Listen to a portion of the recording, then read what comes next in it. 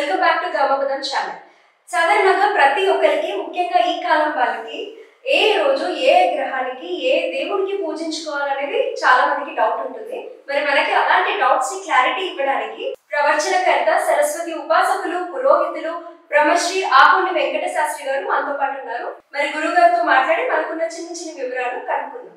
నమస్తే గురువు. నమస్కారం. ఎలా ఉన్నారు? బాగున్నాను గురుగారు. అలాగే ఇప్పుడు మాట్లాడుకున్నట్టు మీరు ఆదివారం గురించి చెప్పారు, కానీ అదే విధంగా సోమవారం రోజు ఏ దేవునికి ప్రార్థించుకోవాలి, అలాగే ఎటువంటి ఏదైనా జాతక దోషంలో కూడా ఎట్లాంటి ప్రాబ్లమ్స్ ఉన్నా దానికి సంబంధించిన రెమెడీస్ ఏంటో కూడా చెప్తారా? శ్రీమాత్రే నమః, శ్రీ మహాసరస్వతి నమః. మరి ఆదివారం లాగే మరి ఈరోజు సోమవారం నాడు మనం ఏం చేయాలి? సోమవారం అంటే సోముడు అంటే చంద్రుడు. చంద్రమా మనసో జాత అంటుంది వేదం. అంటే మన మనస్సు ప్రశాంతంగా ఉండాలంటే చంద్రుడిని ఆరాధించాలి. చంద్రుడే మనసుకి కారకుడు అని చెప్తుంది అన్నమాట. కాబట్టి అక్షంతలు వేస్తాం. వేసినప్పుడు ఏం అక్షంతలు? ఎరుపు అక్షంతలు, పసుపు అక్షంతలు వేస్తాం. తలంబ్రాలు ఏం పోసుకుంటాం? తెల్లని బియ్యం మాత్రమే పోసుకుంటాం మనం. అంటే ఒకళ్ళ శిరస్సు మీద ఒకళ్ళు తెల్లని బియ్యం పోసుకుంటే చంద్రుడు మనసుకి కారకుడు కాబట్టి ఆ తెల్లని బియ్యం పోసుకున్నప్పుడు వీళ్ళిద్దరికి పరస్పరం మనసులో అవగాహన కలిగి వీళ్ళ జీవితం బాగుండాలి, ఎప్పుడు కూడా వీళ్ళిద్దరూ మానసికంగా బాగుండాలి, వీళ్ళకి చంద్రుడి యొక్క అనుగ్రహంతో మనశ్శాంతిగా జీవించాలి అనేటటువంటి ప్రధానమైన కారణంతో అక్షంతలు ఎర్ర వేసినా పసుపు వేసినా అని ఏం చేసినా తలంబ్రాలు మాత్రం తెల్లవు మాత్రమే మనం పోసుకోవాలి. ఈ మధ్య ధర్మాకుల షీట్లు అని రంగురంగుల పువ్వులు అని ఏవేమో కలుగుతున్నారు. అవన్నీ తర్వాత, ముందు తెల్లని బియ్యం పోసుకోవడం వల్ల మనస్సు ప్రశాంతత కలుగుతుంది. అదేవిధంగా సోమవారం నాడు మనం ఎక్కువగా ఆరాధించే దైవం శివుడు. ఐశ్వర్యం ఈశ్వరాదిచ్చేది. ఐశ్వర్యం ఇచ్చేవాడు ఈశ్వరుడు. కాబట్టి ఈశ్వరుని ఆరాధన చేస్తే ఐశ్వర్యం కలుగుతుంది. అంటే ఒక్కసారి కోటీశ్వరులు అయిపోతారని కాదు. నిజమైన ఐశ్వర్యం ఏమిటంటే సమయానికి తినగలడం, ప్రశాంతంగా బ్రతకగలడం, ఉన్న దాంట్లో ఉన్నంతగా సంతృప్తిగా ఉండడం. కోట్లు ఉన్నాయి, బీపీ షుగర్ అల్సర్ ఉన్నాయి, వాటి డబ్బు నేను కొనుక్కుని తినగలనా? ఐశ్వర్యం ఉంది. స్వీట్ తింటే షుగర్, ఏదైనా మసాలా కూర ఏదైనా వేసి తిందామంటే అల్సర్, ఎక్కడికైనా 10 నిమిషాలు గుడికి వెళ్ళి కూర్చుందామంటే బ్యాక్ పెయిన్స్, అవి డబ్బు ఉంది. కానీ అది కాదు కదా ఐశ్వర్యం. ఒక చోటకి వెళ్ళి పూజ చేయగలగడం ఐశ్వర్యం. ఒక నామాన్ని స్మరించడానికి ఓపికగా ఉండడం ఐశ్వర్యం. ఒక వ్రతం దగ్గర కూర్చున్నప్పుడు మంత్రులు గారు ఎప్పుడైపోతుందండి, ఇంకా గంట పడుతుందా, అరగంట పడుతుందా, ఇటువంటి మాటలు రాకుండా ఎంతసేపు అయినా నేను చేస్తాను అనడం అసలైన ఐశ్వర్యం. మంచిగా తిన్నా ప్రశాంతంగా ఉండడం అనేది ఐశ్వర్యం. అదే ఏ ఐశ్వర్యం కావాలన్నా ఈశ్వరుడు ద్వారా రావాలి. శివుడి ఆజ్ఞలైతే చేయమైనా కుట్టదంటారు.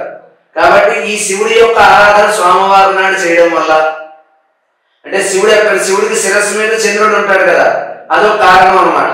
సోముడు అంటే చంద్రుడు అని ఒక కారణం చెప్తారు. సోమ అంటే సా ఉమ అంటే పార్వతీదేవితో కలిసి ఉన్న శివుడు అని కొంతమంది అర్థం చెప్తారు. ఏ అర్థం తీసుకున్నా, ఎలా తీసుకున్నా సోమవారం చంద్రుణ్ణి శివుణ్ణి ఆరాధించడం చాలా మంచిది. చంద్రుణ్ణి శివుణ్ణి ఆరాధించడం చాలా మంచిది. ఈ శివుడి యొక్క ఆరాధన ఏ విధంగా చేయాలి అంటే, పంచామృతాభిషేకం చేయించుకోవడం. సోమవారం నాడు ఉదయాన్నే వెళ్ళి బిల్వ దళాలు అంటే మారేడు దళాలు ఆ యొక్క శివుడికి సమర్పించడం, అంటే మారేడు దళాలతో శివుడిని పూజించడం, శివుడికి 11 సార్లు ప్రదక్షిణ చేయడం. ఇవేమీ లేదు, శివాలయానికి వెళ్ళి ఆ అభిషేకం జరుగుతున్న సమయంలో చూడటం కానీ, లేదా శివుడికి స్ఫుటికలింగాలు అవి వచ్చాయి, ఇంటి దగ్గర మనకి ఏ మంత్రాలు రాకపోయినా సరే కొద్దిగా ఆవు పాలు పోసి అభిషేకం చేసి, బయట దొరుకుతాయి మారేడు దళాలు, ఆ తోటలోనే ఇక్కడ తెచ్చి 2 మారేడు దళాలు పెట్టి నమస్కారం చేసుకున్నా కూడా శివుడు అనుగ్రహిస్తాడు. కాబట్టి చంద్రుడు మనస్సుకి కారకుడు. చాలా మంది నాకు అంతా ఉంది కానండి, మానసిక ప్రశాంతత లేదండి, నా మనస్సు ఏం బాగోలేదండి, వాడు ఏదో ప్రయత్నం చేస్తాడు, ఓడిపోతూ ఉంటాడు, చివరిదాకా వెళ్ళి మనస్సు బాగోలేదని వాడు ఓటమి పాలవుతూ ఉంటాడు. ఇలాంటి వాళ్ళందరికీ కూడా మనోధైర్యం కావాలి అంటే చంద్రుడిని ఆరాధించాలి. చంద్రుడిని ఏ విధంగా ఆరాధించాలంటే, చంద్రుడికి ఇష్టమైన రంగు తెలుపు. కాబట్టి సోమవారం నాడు తెలుపు రంగు వస్త్రాలు ధరించడం మనకి, మన ఎదురుగా మనం ఎవరితోనైనా మాట్లాడుతున్నా కూడా వాళ్ళకి మన మీద ఒక మంచి అభిప్రాయం కలుగుతుంది. మానసిక ప్రశాంతతను కలిగించే రంగు కూడా తెలుపే. కాబట్టి తెలుపు వేసుకుంటేనే వాడు చాలా గొప్పవాడని, కోటీశ్వరుడు అని కూడా అనుకుంటూ ఉంటారు చాలా మంది. కాబట్టి ఆ తెలుపు రంగు వస్త్రాలు ధరించి నవగ్రహాలు ఉన్న చోటకి వెళ్ళి, నవగ్రహాల్లో చంద్రుడు ఎక్కడ ఉన్నాడో గుర్తించి ఆ చంద్రుడికి ఇష్టమైనది ఏంటంటే తెలుపు రంగు పువ్వులతో చంద్రుడిని ఆరాధించడం. ఆ చంద్రుడికి తెలుపు రంగు వస్త్రం, ఏదైనా సరే తెల్లని బట్ట వేయడం, అలాగే గుప్పెడు బియ్యం ఆయన దగ్గర పెట్టడం. ఎవరైనా బ్రాహ్మణుడికి దేవాలయం దగ్గరికి వెళ్ళి ఆవు పాలను పట్టుకెళ్ళి ఆ బ్రాహ్మణుని వాడుకోమని పాలను దానం చేయడం, తెలుపు రంగులో ఉన్న పెరుగును దానం చేయడం. ఎవరైనా బ్రాహ్మణుడికి కానీ పేదవారికి కానీ బట్టలు లేని వారికి కానీ తెలుపు రంగు వస్త్రాలు దానం చేయడం. అదే విధంగా కొంతమంది అన్నం తినలేక చాలా మంది రోడ్డు మీద భిక్షాటన చేస్తూ ఉంటారు. అలాంటి వాళ్ళకి బియ్యం ఒక తెల్లని సంచిలో పోసో తెల్లని బట్టలో పోసో వాడు వండుకోవడానికి పనికొచ్చే విధంగా, అంటే మనం ఏదైనా రేషన్ బియ్యం ఇస్తే మన దగ్గర తీసుకుని మళ్ళీ వాడు అమ్మేస్తే పట్టుకెళ్ళి ఎవరో రేషన్ బియ్యం తింటలేదు. కాబట్టి మనం ఏం తింటున్నామో ఎదుటి వాళ్ళకి అదే 1/2 కేజీ పెట్టు, కానీ 10 మంది తినేది పెట్టు. కాబట్టి ఆ విధంగా తెల్లని బియ్యాన్ని దానం చేయడం, లేని వారి పాలను దానం చేయడం వల్ల, చంద్రుడికి ఇష్టమైనటువంటి పనులు చేయడం వల్ల మనకి ఆ చంద్రుడి యొక్క అనుగ్రహం, శివుడి యొక్క అనుగ్రహం కలిగి ఐశ్వర్యం వచ్చింది నిలబడుతుంది. నిలబడింది మనం హాయిగా అనుభవించగలుగుతాం. అదే విధంగా జాతకంలో చంద్రుడు బాగోలేకపోతే ఏం చేయాలి అంటే, జాతకంలో చంద్రుడు బాగోలేకపోతే ఒక సోమవారం నాడు ఉదయాన్నే శివుడికి అభిషేకం చేసుకుని తర్వాత చంద్రుడికి సంబంధించిన పంతులు గారు, పూజారి గారి ద్వారా, పురోహితుల ద్వారా చంద్ర సంబంధమైన మంత్రాన్ని యథాశక్తిగా వాళ్ళ గోత్రనామంతో జపం జరిపించుకుని, అదే విధంగా చంద్రుడికి హోమం జరిపించుకుని, నేను ఇప్పుడు చెప్పిన పాలు పెరుగు బియ్యం దానం చేయడం వల్ల చంద్రుడి యొక్క సంపూర్ణ అనుగ్రహాన్ని మనం పొందగలుగుతాం.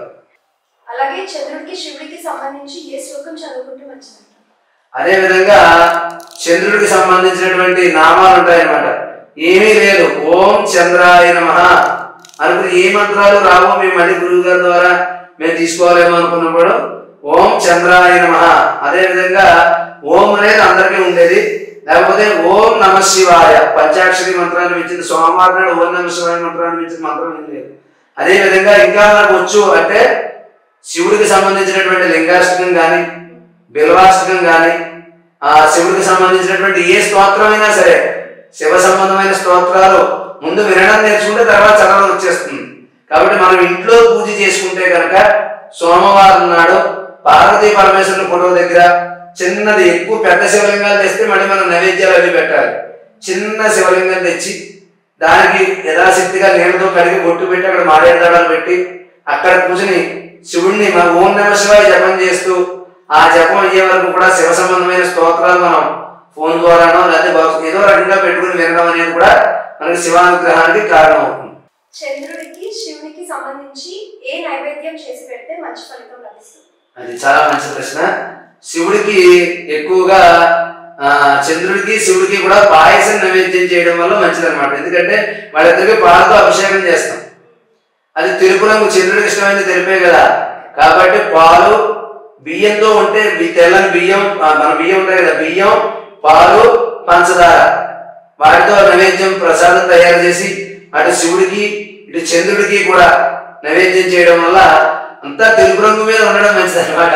ఎందుకంటే ఇటు శివుడికి పూజ చేసినా అటు చంద్రుడికి పూజ చేసినా పాలు తెలిపే, బియ్యం తెలిపే, పంచదార తెలిపే, 3 కలిపే వచ్చే పాయసం కూడా తెలిపే. కాబట్టి తెల్లని పదార్థాన్ని నైవేద్యం చేస్తే మరింత ప్రశాంతత మనకి చేకూరుతుంది అనమాట. చాలా సంతోషం గురుగారు. సోమవారం రోజున ప్రత్యేకంగా ఏ దైవాన్ని పూజించుకుంటే చాలా శుభం జరుగుతుందో చాలా చక్కగా చెప్పారు. ధన్యవాదాలు. నమస్కారం.